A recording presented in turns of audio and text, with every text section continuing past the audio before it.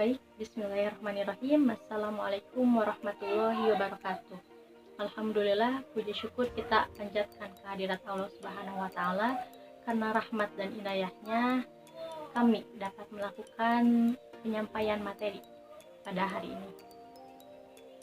Saya Krista Sapa Salsabila beserta rekan saya Muhammad Firman Juliansyah akan menyampaikan materi mengenai metode pendidikan pada Quran Surah An-Nahl ayat 125. Nah, pada materi kali ini kita akan membahas 3 pembahasan. Yang pertama yaitu pengertian metode pendidikan, yang kedua yaitu fungsi metode pendidikan, dan yang ketiga yaitu metode pendidikan yang terdapat dalam Quran Surah An-Nahl ayat 125. Nah, langsung saja kita ke pembahasan yang pertama yaitu pengertian metode pendidikan. Menurut bahasa, metode itu berasal dari bahasa Yunani, yaitu metodos, yang artinya jalan untuk melalui suatu tujuan. Adapun menurut bahasa Arab, metode itu terdapat 3 istilah. Yang pertama yaitu at-thoriqoh, yang artinya jalan. Yang kedua yaitu al-manhaj, yang artinya sistem. Dan yang ketiga yaitu wasilah, yang artinya mediator atau perantara. Nah, itu pengertian metode menurut bahasa. Adapun menurut istilah, metode artinya jalan yang ditempuh untuk mencapai tujuan tertentu dalam lingkungan perniagaan atau ilmu pengetahuan dan lain sebagainya. Jadi dapat disimpulkan kalau metode ini artinya yaitu jalan atau suatu cara untuk mencapai tujuan tertentu. Nah, adapun pengertian pendidikan yaitu suatu proses untuk mengembangkan aspek-aspek dalam kepribadian manusia, meliputi pengetahuan, nilai sikap, dan keterampilan. Nah, itu adalah pengertian dari pendidikan. Jadi dapat disimpulkan, metode pendidikan adalah suatu jalan atau cara kerja yang sistematis dalam rangka mengembangkan aspek-aspek dalam kepribadian manusia yang meliputi nilai sikap, keterampilan, dan pengetahuan untuk mencapai pribadi yang lebih baik. Nah, metode pendidikan itu pasti memiliki tujuan. Tetapi metode pendidikan dengan metode pendidikan Islam itu memiliki tujuan yang berbeda. Walaupun intinya sama, tetapi metode pendidikan Islam itu memiliki tujuan yang lebih khusus, di mana metode pendidikan bertujuan untuk mencapai keberhasilan peserta didik dalam proses pembelajarannya.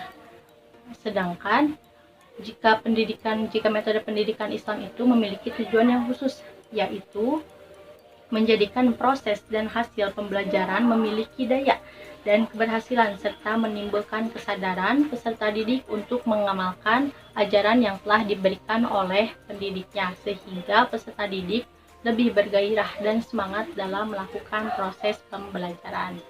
Nah, itu merupakan tujuan dari metode pendidikan dan metode pendidikan Islam. Kita lanjut ke pembahasan yang kedua yaitu fungsi metode pendidikan. Nah, di sini akan ada 3 poin dalam fungsi metode pendidikan. Yang pertama yaitu mengarahkan keberhasilan belajar sesuai dengan tujuannya, yaitu untuk mencapai keberhasilan peserta didik dalam proses belajar mengajar. Fungsinya pun sama, yaitu mengarahkan keberhasilan belajar peserta didik. Lalu yang kedua yaitu memberikan kemudahan dalam proses pembelajaran berdasarkan bakat dan minat peserta didik. Jadi jika menggunakan metode ini atau metode pendidikan itu akan memberi kemudahan, akan memudahkan peserta didik dalam proses pembelajarannya sesuai dengan bakat dan minatnya. Lalu yang ketiga, mendorong usaha kerjasama dalam kegiatan belajar mengajar. Nah, dalam penggunaan metode pendidikan ini tentunya harus ada kerjasama di antara pendidik dan peserta didik. Jika tidak, maka keberhasilan dalam proses pembelajaran ini akan sulit dicapai. Nah, itu merupakan fungsi dari metode pendidikan. Nah, langsung saja kita ke pembahasan yang ketiga, yaitu metode pendidikan dalam Quran Surah An-Nahl ayat 125. Adapun ayat itu berbunyi, A'udzu billahi minasyaitonir rajim. Bismillahirrahmanirrahim. Ud'u ila sabili rabbika bil hikmati wal mau'izatil hasanati wajadilhum billati hiya ahsan. Inna rabbaka huwa a'lamu biman dhalla an sabilihi wa huwa a'lamu bil muhtadin. Yang artinya, serulah manusia kepada jalan Tuhanmu dengan hikmah dan pengajaran yang baik, dan bantahlah dengan mereka dengan cara yang baik. Sesungguhnya Tuhanmu, dialah yang lebih mengetahui siapa yang sesat dari jalannya, dan dialah yang lebih mengetahui siapa yang mendapatkan petunjuk.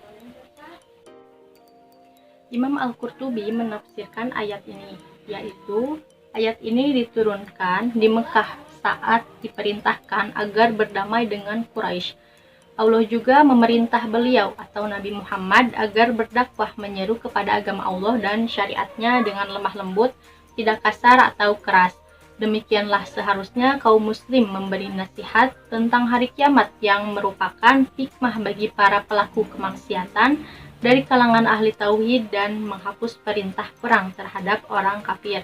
Nah, itu adalah tafsir dari Imam Al-Qurtubi. Adapun para mufassir memiliki perbedaan pendapat mengenai asbabun nuzul atau sebab turunnya ayat ini. Menurut Al-Wahidi, ayat ini turun setelah Rasulullah SAW menyaksikan jenazah 70 sahabat yang syahid dalam perang Uhud, termasuk Hamzah yang merupakan paman dari Rasulullah. Al-Qurtubi menyatakan seperti di atas yang ayat tadi, ayat itu turun di Mekah ketika ada perintah kepada Rasulullah untuk melakukan gencatan senjata dengan Quraisy. Sedangkan Ibnu Katsir tidak menerangkan adanya riwayat yang menjadi sebab turunnya ayat tersebut. Nah, walaupun demikian, ayat tersebut tetap berlaku umum bagi sasaran dakwah siapa saja, baik muslim ataupun kafir. Nah, menurut Imam Al-Qurtubi telah disebutkan bahwa ayat ini turun di Mekah, berarti ayat ini termasuk adalah ayat Makkiyah, di mana ayat Makkiyah ini umumnya mengajak kepada umat untuk bertauhid atau mengenai makna keesaan Allah. Nah, jadi ayat ini diperuntukkan untuk muslim maupun kafir atau untuk umum. Dalam Quran Surah An-Nahl ayat 125 tersebut disebutkan ada beberapa metode pendidikan yang dapat kita terapkan dalam kehidupan atau dunia pendidikan ini. Walaupun sebenarnya metode pendidikan itu sangat beragam dan banyak sekali, tetapi di sini kita hanya akan membahas 3 metode yang telah disebutkan dalam ayat tersebut, yaitu metode hikmah, lalu metode mau'izatul hasanah atau pengajaran yang baik, dan metode mujadilah atau diskusi. Nah, pembahasan ketiga metode ini akan disampaikan oleh rekan saya, Kang Firman Juliansyah. Adanya dipersilahkan. Dalam ayat ini menjelaskan ada 3 metode ya, 3 metode pendidikan. Yang pertama ada metode al-hikmah. Yang kedua ada metode nasihat, dan yang ketiga ada metode diskusi. Pada yang pertama itu ada al-hikmah, yang artinya dalam bahasa Arab, al-hikmah diartikan sebagai ilmu, keadilan, filsafah, kebijaksanaan, dan uraian yang benar. Pada ayat tersebut, Imam Al-Qurtubi telah menafsirkan kata al-hikmah dengan kalimat yang lemah lembut. Allah memerintahkan kepada Nabi untuk mengajak umat manusia kepada jalan atau agama Allah, dan syariatnya lemah lembut, tidak dengan bermusuhan. Hal ini diperuntukkan bagi kaum muslimin yang seterusnya sebagai pedoman dalam berdakwah dan semua aspek penyampaian termasuk proses belajar mengajar ya. Dengan interaksi yang kondusif antara guru dan peserta, dapat menghasilkan proses belajar mengajar yang baik. Guru yang melakukan komunikasi yang arif dan bijaksana dapat memberikan kesan mendalam terhadap para peserta didik dan memberikan peluang atau kesempatan untuk berkembang. Nah, metode ini merupakan metode pendidikan yang di dalamnya menjelaskan kebenaran, menghilangkan kesalahpahaman lewat tutur kata yang tegas, benar, mempengaruhi jiwa, akal, dan budi yang mulia, hati yang bersih, dan dada yang lapang. Yang kedua, ada metode nasihat atau mau'izbatul hasanah. Terdiri dari dua suku kata, yakni mau'izbah dan hasanah. Menurut bahasa, mau'izbah ya artinya wejangan, pengajaran atau pendidikan. Hasanah artinya baik. Sehingga mau'izbatul hasanah memiliki arti pengajaran yang baik. Pengajaran yang baik di dalamnya mengandung nilai-nilai bermanfaat bagi kehidupan peserta didik. Dengan metode ini, peserta didik tidak merasa digurui, walaupun sebenarnya sedang dilakukan pentransferan nilai. Ya, yang selanjutnya, yang ketiga dan terakhir, yaitu ada diskusi atau mujadalah. Ya, metode diskusi yang dimaksud adalah diskusi yang dilaksanakan dengan metode yang baik serta sopan. Ya,